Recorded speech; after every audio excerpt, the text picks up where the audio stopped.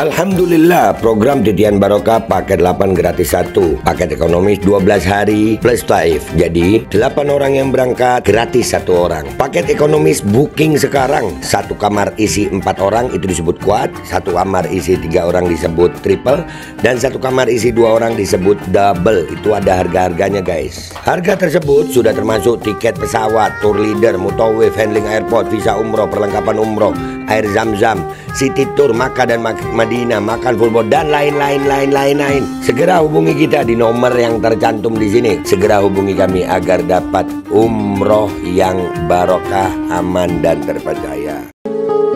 Bapak Ibu sekalian yang saya hormati, tembang ini berkisah tentang kewajiban manusia untuk mencari hakikat kehidupan dan hidup yang hakiki abadi. Manusia punya kewajiban yang satu, yaitu mengetahui hakikat ilmu. Hakikat ilmu itu terangkum dalam aksara. Dan asal mula aksara hanya satu, yaitu alif. Alif inilah yang menjadi petunjuk yang memuat seluruh substansi kegaiban. Kenapa saya memulai sambutan saya dengan tembang ini? Karena untuk mengingatkan kita semua bahwa dalam kehidupan kita, secerdas apapun kita, sepintar apapun kita, seberkuasa, sekuat-kuatnya kita, tetap hakikat kehidupan yang paling utama adalah untuk mencari jalan ilahi. Dan itu ditunjukkan oleh alif yang menjadi petunjuk.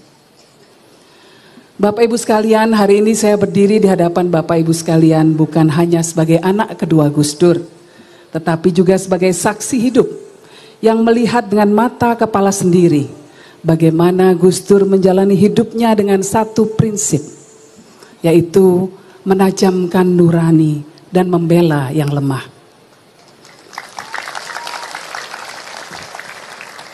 Banyak dari kita yang mengenang Gus Dur sebagai sosok yang tidak bisa melihat secara fisik. Tetapi nuraninya begitu tajam. Jauh lebih tajam daripada orang-orang yang memiliki penglihatan sempurna. Dengan nuraninya itulah Gus Dur mampu melihat ketidakadilan. Mampu mendengar jeritan hati rakyat kecil di tengah kebisingan kekuasaan. Salah satu warisan penting Gus Dur yang ingin saya sampaikan adalah keberaniannya menggunakan kekuasaan untuk melayani masyarakat, bukan untuk melayani dirinya sendiri. Gus Dur memahami bahwa kekuasaan adalah amanah, bukan alat untuk memanipulasi atau merugikan rakyat. Tasyaruful imam ala ra'iyah manutun bil maslahah. Inilah dalil yang kerap dikutip Gus Dur sebagai pegangan beliau. Kebijakan pemerintah atas rakyatnya harus didasarkan kepada kemaslahatan yang ada di tengah masyarakat. Sebagai presiden, Gus Dur menaikkan gaji seluruh pegawai negeri karena ia tahu rakyat kecil hidupnya susah. Ia tidak pernah menggunakan jabatannya untuk memperkaya diri atau sekedar mempertahankan kekuasaan. Semua yang beliau lakukan adalah untuk kepentingan masyarakat.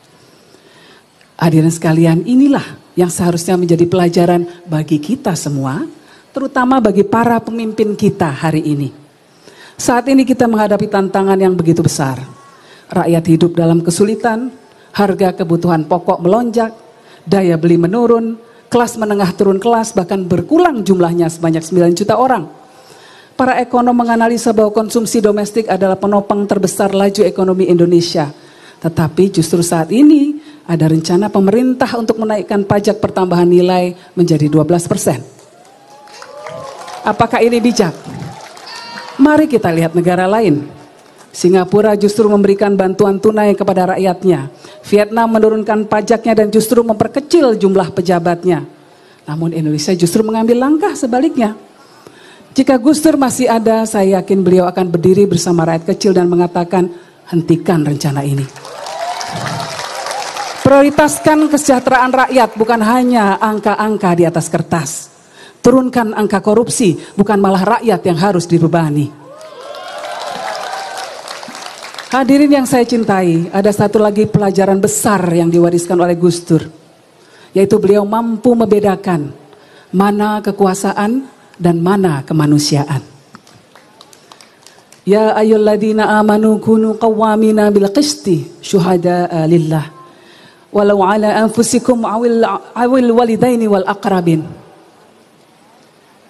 Wahai orang-orang yang beriman, jadilah kamu penegak keadilan dan saksi karena Allah, walaupun kesaksian itu memberatkan dirimu sendiri, ibu bapakmu atau kerabatmu.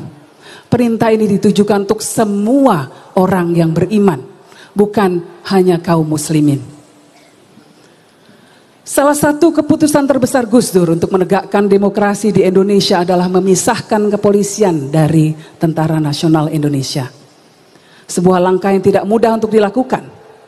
Pada masa lalu, di bawah kekuasaan Orde Baru, tentara dan polisi berada dalam satu komando yang memberikan potensi penyalahgunaan kekuasaan dan represi terhadap masyarakat.